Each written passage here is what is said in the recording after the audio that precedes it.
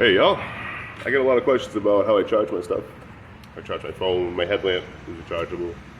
Not that I use it much, but it is rechargeable. My power bank, when I had it, I did just lose it in the back of a pickup truck, which is my own fault. You know, don't keep things outside your bag, you're gonna lose them. But what I usually do, so like right now I'm behind a church, and no one's gonna bother me here. You know, it's not Sunday, ain't no masses going on today. So they'll leave me alone. You know, charge my stuff up to full, and then roll on out. Billboards, they have to have lights on them. They have to be electronic billboards. At the base of them, always have a little outlet. On top of that, gas stations usually got something on the outside. If you see a vending machine, chances are you can plug in somewhere near there. If you do your laundry in a laundromat, then you can charge there. If you're eating somewhere, you know, there's always places. That's one of like the sixth sense you will develop out here is trying to find an outlet at any given point. But hey, I just had that question. I figured I'd answer it. Appreciate y'all.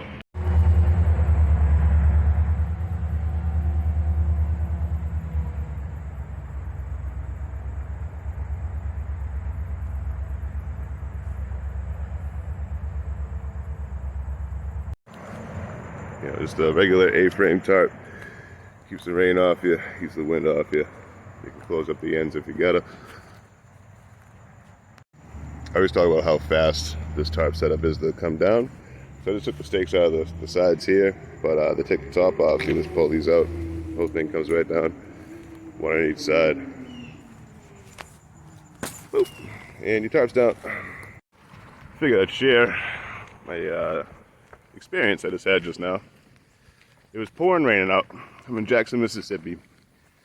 And this dude's walking down the street with a t-shirt, scrubs, and socks, no shoes.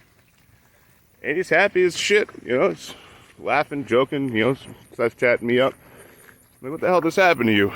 He goes, well, they locked me up, so I took a razor blade, cut my stomach open, so they had to put me in the hospital, and then I ran out from the hospital. I go, well, holy shit. I mean, the ingenuity there is impressive for sure. But, you know, the guy got no goddamn shoes on, it's pouring out. I always got those flip-flops, so I gave him those. Gave him a couple of cigarettes, bottle of water, stuff like that.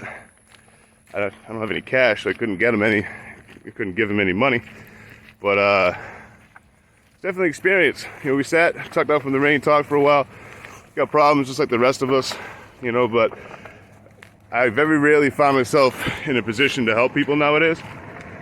So it was nice to give back a little bit. Everyone's always helping me and shit. But yeah, it's just weird seeing a random dude walking down the street just wearing socks in the middle of a rainstorm. But I hope the best for him. His name is JC. JC, if you're watching this, good luck, brother.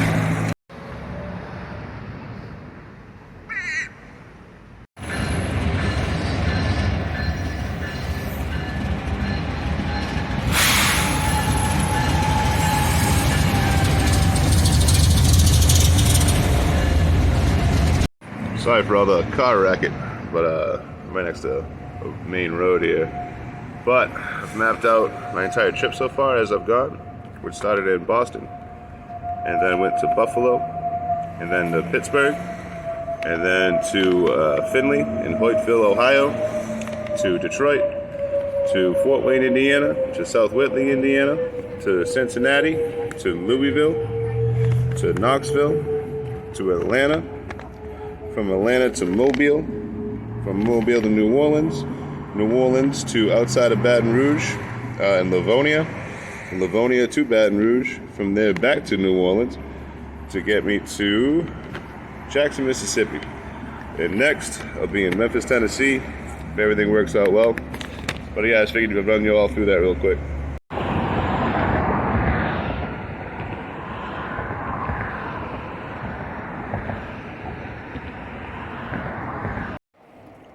Hello everybody, I told you all I would go through my gear today and show you exactly what I'm carrying now.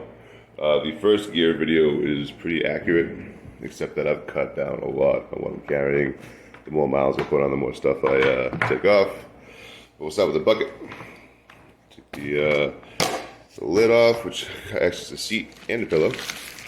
Inside here we have my mat, notebook, headphones, a couple of pens. My charger's usually in there too. I got that actively charging stuff. My tripod for my camera, in case I feel like getting fancy. A couple of work gloves, come in handy camping, on the train, working. A couple bandanas, can't go wrong with bandanas. Off, this is the serious 40% DEET stuff. Just the mosquitoes get crazy, depending on where you are. Empty plastic bags for carrying stuff, for pooping in, whatever you gotta do. Always a book of some kind of entertainment. This is my food bag. Right now it's just like peanut butter and protein bar in there. Coffee, needed to survive. Cannot move without it. I do keep my knife in here. When I'm camping out, it'll be, under my head somehow. There's a cool little railroad spike knife. Let me show you that. But yeah, when I'm camping, it'll be under my head. Sometimes in sketchier parts of town, it's right on my belt. I traded for this out in New Orleans, in Jackson, Mississippi right now. Some extra plastic bags, Ziploc bags, just in case, the really tough ones. My spork, which isn't too sanitary to keep like that, but you gotta do what you gotta do. A little fire starter just in case. You never know when that can come in handy. I haven't had to use it yet, but you never know. And that's it for the bucket, I could probably put most of this in my pack and not use the bucket. I enjoy having the bucket because it gives me some resemblance of an upper body. Otherwise, I would just be skinny on top, which is not a good look. Not a good look for me. That's all my bucket crap. My pack, on the outside, we have my tarp here. I'm not going to pull it out because it's a big old 13 foot by 10 foot. My whole sleep system is on the outside of this pack. So you got the mat, obviously, you got the tarp here. Inside here, we have my tent stakes. So these are my tent stakes. This is the ridge line I'll use to fill the tarp up if I can get between two trees. We have a ground tarp, folds into itself. It's just a little, I'd say it's probably like a 5 by 8 tarp. And these are the bottom, the pants part of the frog togs, my rain gear. So if it gets really bad out or the train's super wet, I can always throw these on. And we're missing the bug net. Here we go. Nice little bug net.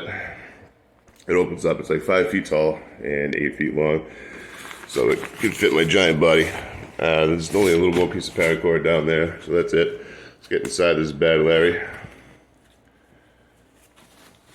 So this is the coat for the frog togs. I just showed you the pants. This is the coat of it. You gotta be careful because they rip really easily. It's actually still wet from the other day. But they rip really easily, especially if you're on a train. You just have to be careful. Otherwise you're gonna rip it and you gotta tape it up and all that. The inside of the pack, there's not too much in here. You got the fleece. This is my go-to coat because fleece and wool works when it's wet out. So if it's soaking wet, you can still be all right. Let me get this at a better angle. There we go. We got my daily stuff, toothpaste, vitamins, floss. We have my hair trimmer, my razor, and my toenail clippers all go in this bag. This is my pot. I have the Reflectix all around the outside, so you only need a starter boil if you're making rice or anything at all. And then you throw it back in this little cozy, and then it'll keep boiling up. Inside's a little stove and a little stove top. An isobutane, so I should say it's an isobutane container, and then a top to go on top of it to make it actually cook. Let's see, you got duct tape. If it's supposed to not move, and it does move, you just duct tape it up. It comes in handy for a lot. I duct tape my water bottles too, so that way they don't break. I don't lose a gallon of water real quick. This is all just my clothes. I keep all my clothes in here. Just to keep them dry. This is a thick. Oops, sorry about that. This is a thick 5 mil trash bag, so it won't rip on me or anything crazy. And then all my clean clothes go in here and stay dry. I put all my dirty clothes in one of the plastic bags. And then inside here It's just my sleeping bag, all stuffed into the bottom. Everything goes on top to kind of squish it down. On the top here, we have my first aid kit. This is more bags. With my first aid kit, let me show you. The first aid kit is this. Most of this Band-Aids, some random pills, like Imodium AD, there's some Benadryl in there in case I have a allergic reaction or anything, and Tylenol, aspirin. And then here's my bits and bobs bag, a little bit extra deep in case I run out. My Gold Bond, baby wipes, and then any random stuff I couldn't find a place for. You know, there's a little thing of duct tape in here, Gorilla glue, duct tape, brand duct tape, extra lighters, pens, some string, some Never 12 bank line, I think. They're really thin stuff, but still holds like up to 100 pounds. Compass, that all goes in here. And then a giant bag of change because I'm dumb and like to carry this around and forget about it and then keep adding to it and never actually using it. So this adds weight to my pack for no reason. Altogether, the pack with all the gear in it weighs 35 pounds. So when I put water in, if I put about a gallon of water on there, you're looking at 43 pounds. I never really use that much on the bag. Usually the water's in my hand. But yeah, 43 pounds isn't bad to hoof around. Another 15, 20 pounds with the bucket. You know, it works. Like I said, all my sleep stuff's outside. So if I have to get it together in a pinch, like if it's starting pouring rain out, I can just start yanking stuff out and using it.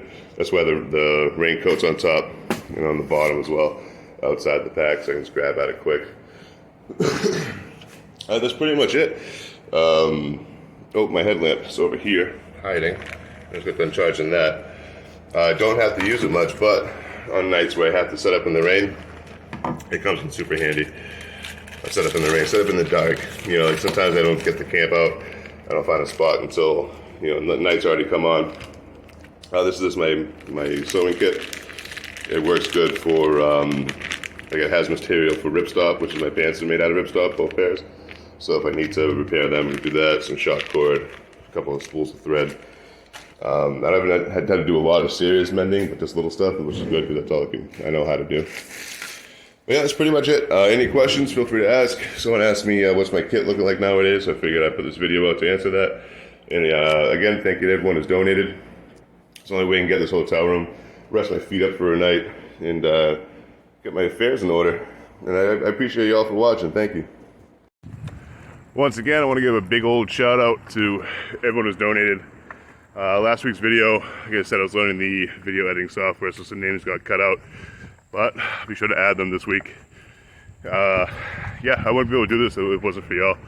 You know, people really going out of the way to help me in my day-to-day with rides and stuff like that. Crazy offers.